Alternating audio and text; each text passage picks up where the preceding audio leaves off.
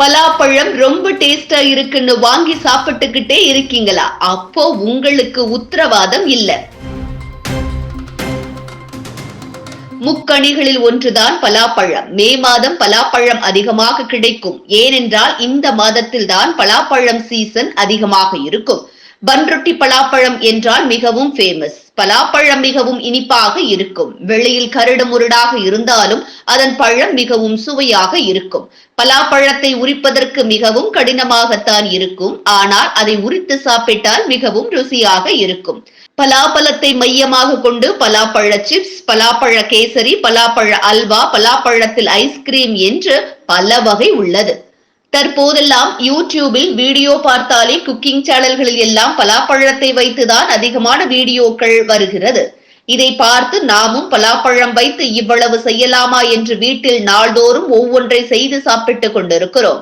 ஆனால் இந்த செய்தியை பார்த்தால் இனி நீங்கள் பலாப்பழத்தை சாப்பிடுவது கடினம்தான். இந்த நோயெல்லாம் இருப்பவர்கள் பலாப்பழத்தை தொட்டு கூட பார்க்க கூடாது. சில நபர்களுக்கு தோலில் அலர்ஜி பிரச்சனை ஏற்படும். இதற்காக மருத்துவர்களை நாடி செல்வர். அதற்கு முதலில் நீங்கள் சாப்பிடும் உணவுகள் ஏதும் ஒத்துக்கொள்ளாமல் இருக்கும்.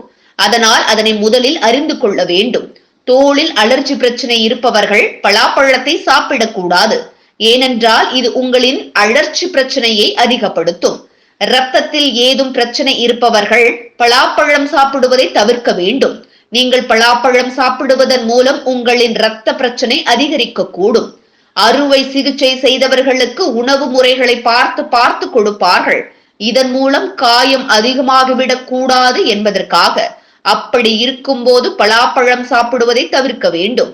ஏனென்றால் பலாப்பழம் சாப்பிட்டால் அறுவை சிகிச்சையின் காயம் குணமாகுவதற்கு நேரம் எடுத்துக்கொள்ளும். கர்ப்பமாக இருக்கும் பெண்கள் தங்களின் குழந்தைகளுக்காக ஒவ்வொரு விஷயத்தையும் பார்த்து செய்வார்கள். கர்ப்பமாக இருப்பவர்கள் மறந்தும் கூட பலாப்பழத்தை எடுத்துக் கொள்ளக்கூடாது. ஏனென்றால் குழந்தையின் வளர்ச்சியில் பிரச்சனை ஏற்படுத்துமா. நம் முன்னோர்கள் வீட்டில் இருந்தால் அவர்கள் நிறைய அறிவுரையை கூறுவார்கள். அதிலும் தாய்ப்பால் கொடுக்கும் தாய்மார்கள் இருந்தால் அவர்கள் என்னென்ன உணவு சாப்பிட வேண்டும், சாப்பிடக்கூடாது என்ற அறிவுரைகளை எல்லாம் தெரிவிப்பார்கள். இப்போது யாரும் கூட்டு குடும்பமாக இருப்பதில்லை. தனி குடித்தனம்தான் இருக்கின்றனர். இதனால் அவர்களுக்கு வரும் சந்தேகங்களை மொபைலில் தான் சர்ச் செய்து பார்ப்பார்கள்.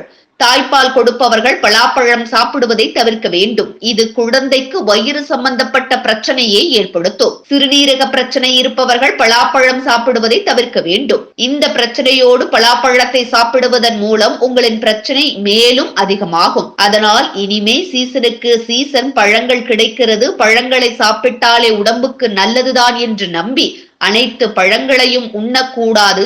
யார் யார் எந்த மாதிரியான பழங்களை எடுத்துக்கொள்ள வேண்டும் என்று மருத்துவரிடமோ அல்லது நன்கு தெரிந்தவர்களிடமோ கேட்டு தெரிந்து கொண்டு பின்னர் பழங்களை உண்ண வேண்டும் என்று மருத்துவர்கள் அறிவுறுத்துகின்றனர்.